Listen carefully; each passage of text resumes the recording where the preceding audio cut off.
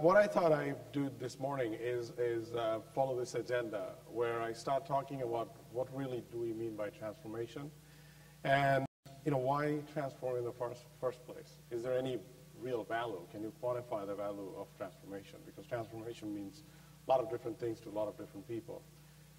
And then I thought that I share some transformational journey from different industry, because regardless of the industry, obviously here most of the people are from financial industry, regardless of the industry, transformation is challenging, and transformation, despite popular belief, is not one-time thing. And its transformation happens every year. We talk about transformation for one reason or another, whether the market is up, market is down, bubble burst, bubble being created, whatever the reason, we keep talking about transformation. So transformation in many ways has to become a part of the culture and core competency of an organization. So I'll talk about some of those. And then the last point I will make is that in order to create that organizational capability, transformational capability needs to be repeatable. And just like anything else, like when you do trading or when you're doing decision support or when you're managing finance, HR, transformational capability has to be managed in a structured and a repeatable way where decisions becomes very transparent, because otherwise it's next to impossible to collectively make the decision where and how changes needs to happen and who is driving that change and where the investment needs to go and how all that comes together. So we'll talk about some of those as well. So, I kind of started to say this, why transform? You don't have to go very far. If you just look at the S&P 500 index, most of the people who started out in the S&P 500 index are no longer there. That's as good of a reason for transformation as any, because that tells you that people who were not able to transform are no longer in business. So that's a very good reason. And, yesterday I was reading an article by somebody that started talking about, look at the people who can transform and the people who cannot transform. So a lot of buzz about Apple, and then you can also look at GM, right? Even when they come up with great products, they can't compete and they cannot move forward. So, there's aside from technology, I love cars. So GM came up with that Solistas, that two-seater convertible, the rack top. And despite that design, that brand no longer exists. So that tells you something, that it's not necessarily about product innovation. It's the ability to create new products, but the ability to take that product and repeatedly able to sell that product and gain the market momentum that makes it or doesn't make it.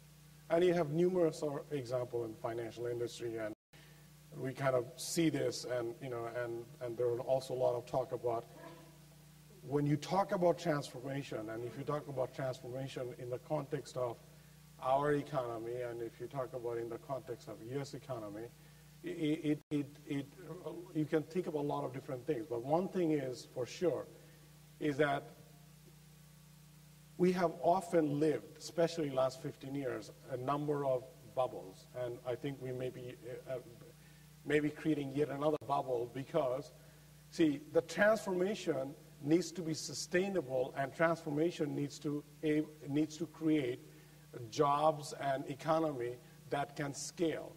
So just because a company's valuation is $8 billion, if it only employs 1,600 people, I don't know whether that's a sustainable model or not in the long term. I'm talking about LinkedIn, which I'm an avid user of, right? So these kind of example tells us something, that it means that if you want to be long-lasting and if you want to be sustainable, then the idea of transformation, which is really means change, the ability to change according to the market, you have to create a sustainable capability on the organization that you can respond to. So we call it Transformational Triangle because of three things. One is that this ability to change, and a lot of people call it agility, a lot of people call it business agility, And there's also many different definitions of agility. But fundamentally, it means the ability of change. That's one aspect of transformation. Second aspect of transformation is this notion of innovation. And innovation in the context of innovative product and services that can be sustained and can be leveraged to continuously improve a company's bottom line and its growth and market share. Third, strategy is great, but execution means everything at the end of the day. So the ability to execute an idea and strategy in the context of constant change and in the context of innovation is very, very important. Otherwise, transformation doesn't happen. So in order to do those three things, every organization needs a certain core capabilities. So one of the things we have done is that we said, okay, fundamentally, if you look at today's market, you can boil down to a set of very basic principles, which is the ability to create new business model by having a core competency and marrying it with a set of technology. Technology in the sense that you don't have to necessarily invent technology, but you certainly have to know how to use technology to make those change happen and to innovate new product and services and take it to the market. And we call it the convergence. We call it the convergence of business and technology, but also organization and ability to reach out to different market segments. And this idea of convergence is not necessarily, it's more of an organizational capability versus a technical capability. And today, the way the businesses are being done, I mean, especially in the financial industry, I mean, every single product and service at the end of the day is a technology product because it's mostly delivered via technology, whether it's transaction, whether it's trading, whether it's customer service, whatever the case may be, is very much driven by technology. So the idea of marrying technology with business is absolutely a core competency. And one of the things that I'm going to share with you momentarily is that you can actually measure the success or failure of an organization in the context of an organization's ability to mature these key capabilities, which I'll explain in a minute, and correlation of those maturity against their financial performance. And we have done several indexes in the last 10 years. We created a separate institute with academia that does this research work in this space in terms of organizational competency and financial performance of an organization. And even when I was talking about just one other anecdotal example, we talk about Apple, and Apple is a great example, and most of us, one form or another, are using Apple. Whether it's their, those iPod initially they introduced, or just this week when they talked about cloud, the iCloud, it's not actually real new technology. It's leveraging pre-existing technology and coming up with a new business model, right? So that requires a different type of mindset and different ability to execute and different way to come up with strategy and planning. So, and I'll talk about those in a minute. So first data set I want to share with you is an index we call the Convergent Index. And the idea of the Convergent Index is if you marry the business management capability with technical management capability, and if you bring it together and you're making the decision together and create a transparent organization whereby the investment, the governance process, the strategy and execution are happening in a collaborative manner, do you really have a better financial performance? And we looked at about 10 years of data. We looked at when the economy is good, and we also looked at when the economy was not so good. And what we have found, looking at 50 different industries, is that the leaders who does have that level of repeated maturity in terms of their ability to execute have far better financial performance. They have better growth, they have better margin, they have better capital utilization, and they're by far better organization as a whole. And it's not just one industry. versus another industry. It's, it's almost in every single industry. Then what we did, we took this index and we started to further drill down around those three things that I just talked about, meaning agility, innovation, and operational excellence. And we created three different index showing that if you are agile, do you have a different outcome? If you are better in operation, do you have a better outcome? Or if you are innovative, do you have a better outcome? Or do you need all those three things? And we don't really have the time to go through every single one of them. I'll just share with you, which we did actually in collaboration with IBM, this agility index, whereby we looked at the core capability for a company or set of companies to respond to market change with different product and services, and ability to repeatedly change and transform. And what we found out that in that case, the ability to change and the rate of change actually makes as much of an impact as the ability to come up with a new product or services. Hence, I was talking about that GM example versus Apple example, right? Because even when you come up with a new product, great product, if you're not able to take advantage of market and you're not able to go out in the market at a faster pace, then the new product and innovation becomes meaningless. So we've gone through several transformation journeys with our customers and our partners.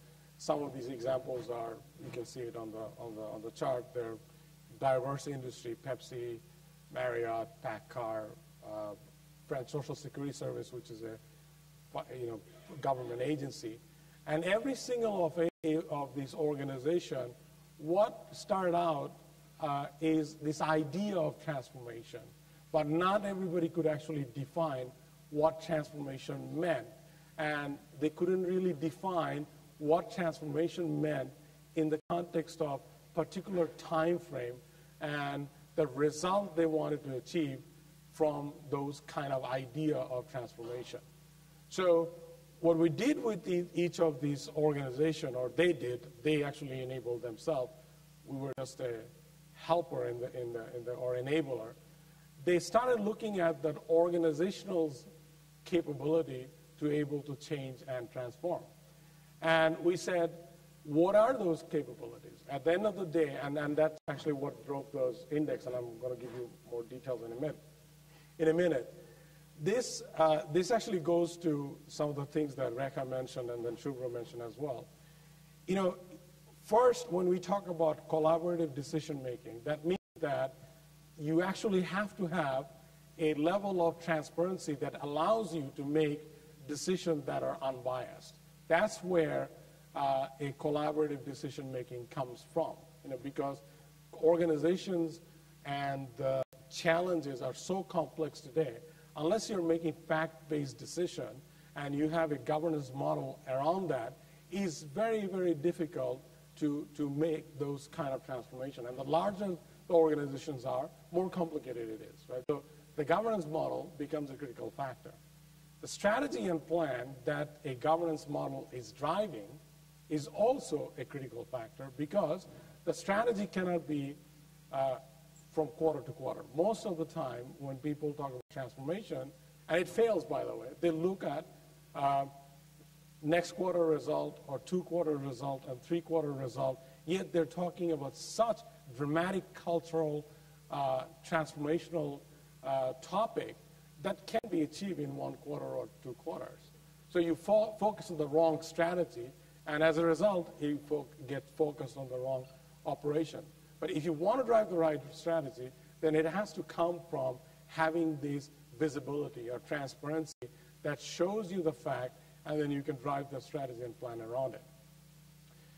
Just like building a house, when you're going after that kind of strategy and you're having that governance model, you need a blueprint. If you wanted to say, okay, we want to remodel this room, and we want to make 3 rooms because it's a pretty large room, you probably would sit down with a blueprint and say, okay, where and how we can build these dividers, right? Most organization does not have an organizational blueprint.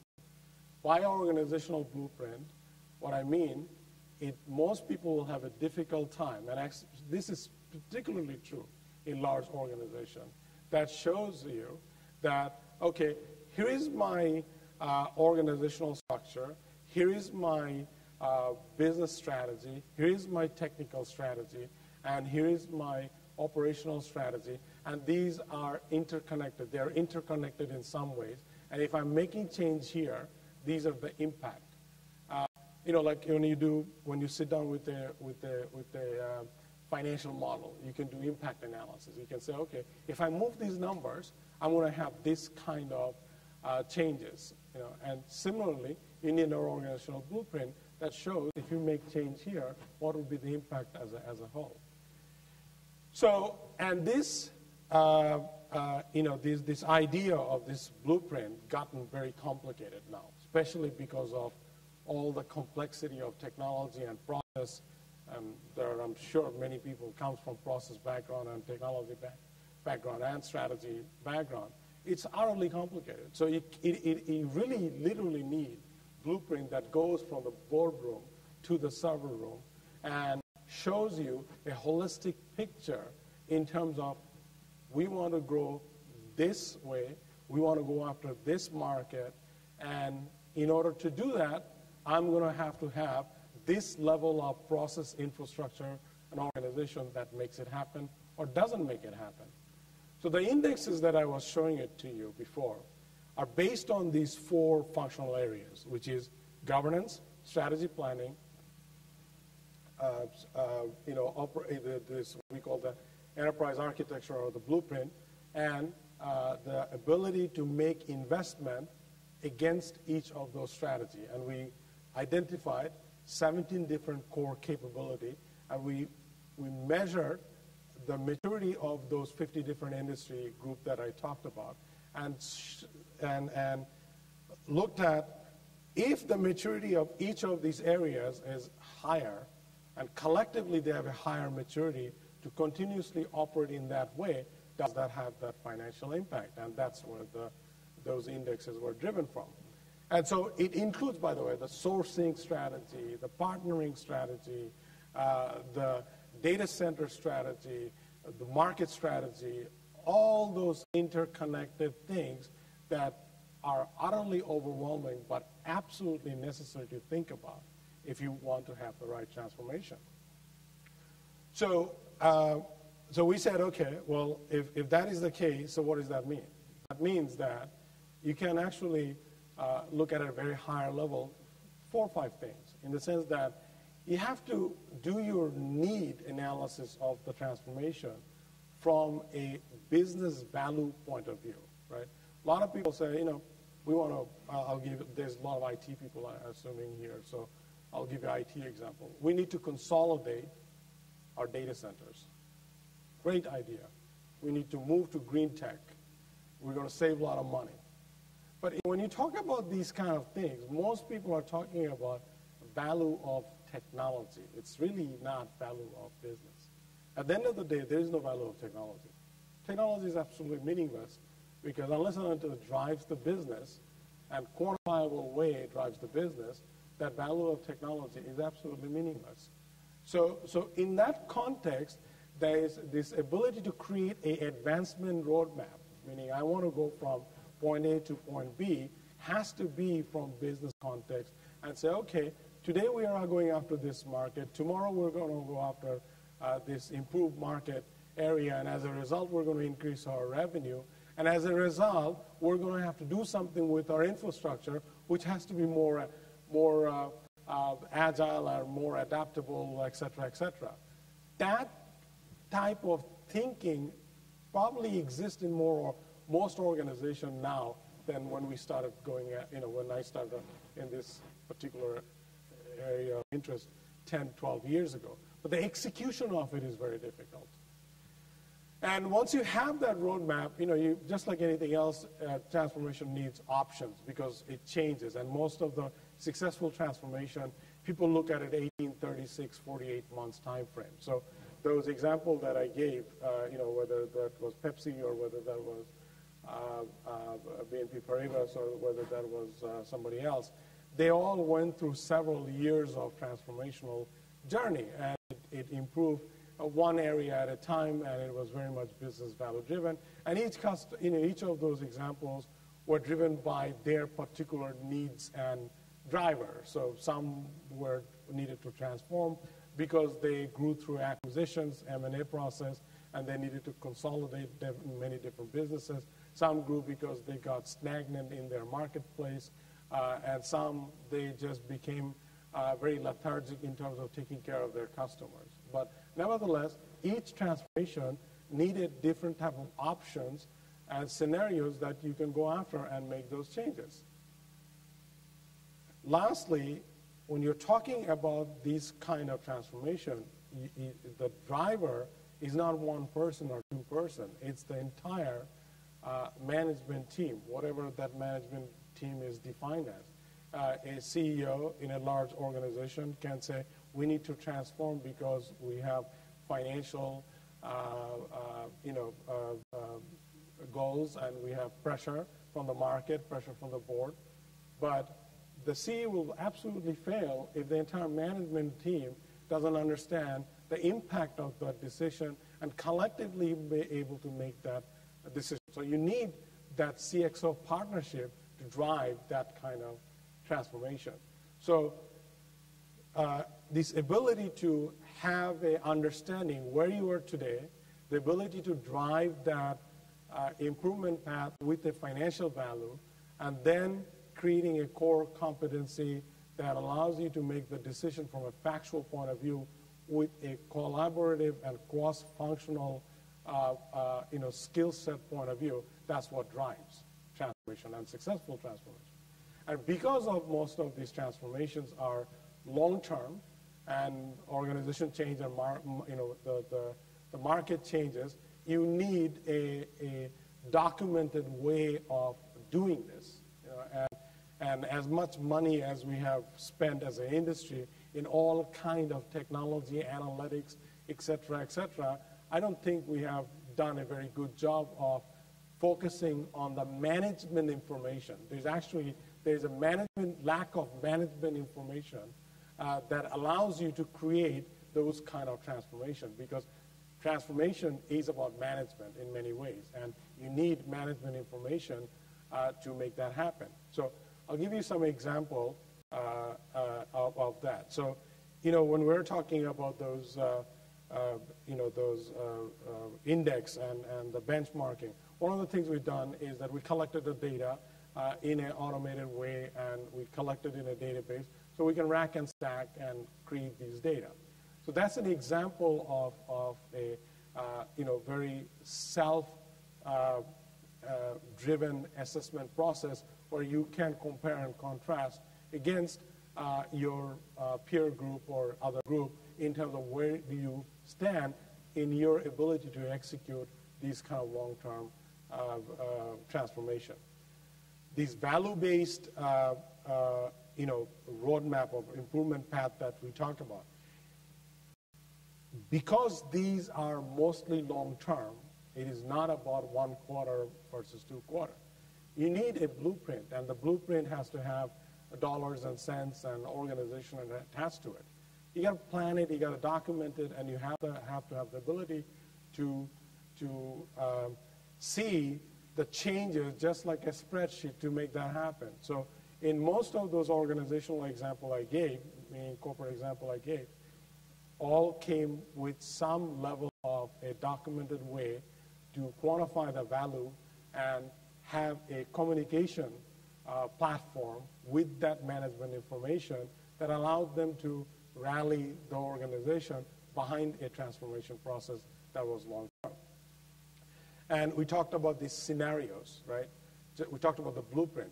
This is an example of a blueprint. What is a blueprint? A blueprint is that you got to have a clear picture of here's your organization, here's your business model, here's your process model, here's your technology model, here's your data center, et cetera, et cetera. And in order to make those changes, you have to have the ability to say, if I move these markets, if I decide I no longer want to go after this market segment, I should be able to see the ripple effect in my process, in my infrastructure, in my organization, as well as cost. It's not just having just another spreadsheet and being able to say, okay, I've done all the cost analysis. Cost analysis is just a superficial way of looking at a transformational journey. So this blueprint got to have real facts and figures that allows you to look at it. And my last point is that this is all about dollars and cents at the end of the day. So you got to be able to say, okay, well, if I took this scenario, I wanted to build this wall versus that wall and versus that wall. If I wanted to build just one wall this year, it's going to cost me XYZ dollar. And for that, I'm going to have what? I'm going to have more rent out of that room, or I'm going to have something else, whatever the case may be. You have to be able to justify that investment. And just like, especially in the financial industry, there's a lot of portfolio managers, right? We make investments, and we manage the investment in terms of return. Transformation got to be managed as a portfolio of series of initiative that has dollars and cents associated with it. So once you know where you are as an organization, and you know here's my roadmap for improvement with business value attached to it, and you have options and scenarios that you can choose and change from, and you can communicate that to the rest of the organization, and you have the ability to make those investments like an investment manager, that's when the transformation becomes sticky or not sticky. Most transformation fails because we fire versus aim, ready, and fire. And there are numerous examples of transformations that has failed in every single industry, right? And because this notion of fire, not aim, ready, and fire. So that's basically my presentation. I can take some questions, I can answer. If you want to answer, we can talk about this topic probably next 3 days. If we sat individually, because I'm sure each one of you have your unique experience or journey that you have gone through.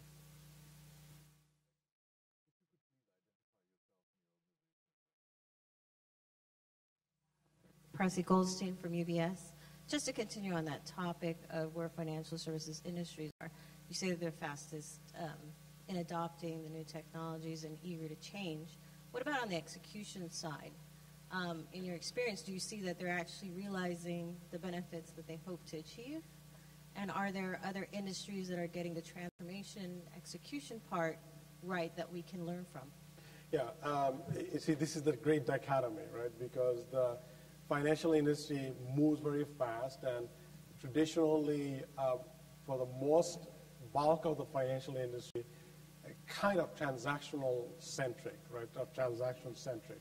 So that's not a natural cultural inclination to think through a structured way of making changes. And actually that's also why you get like mind boggled when you walk into, you have this great technology on the front end, but then you find some IBM 3270 running in the background. I said, why? And but it just is. So this is the great dichotomy. Engineering-centric organization or industry, such as manufacturing, or let's say, like we have customers in defense, as an example. They're far more methodical in that context, but they also doesn't move as fast because they don't necessarily need to move as fast as financial industry. So there is learning probably from both sides. There's learning from manufacturing and consumer product goods companies that you can probably bring in the financial industry, and vice versa, because at the end of the day, I think that especially in the way the U.S. economy is today, as well as the global economy is, if the financial industry collapses, the entire economy collapses, right? In a way, right? So in that context, I think there's learning from both sides. But one thing I can tell you with utter confidence and without a shadow of a doubt, unless and until people look at this transformation in a structured and a long-term process versus what's going to happen next quarter, it doesn't work. I mean, it absolutely does not work. And people actually get kind of, not just negative. I mean, they get like, they can't make decisions, because they don't know what they should be doing this quarter versus that quarter. And transformation is hardly about the next quarter's result. And there's a number of, in your own organization, you know much better than I do. There are many examples that you can probably cite.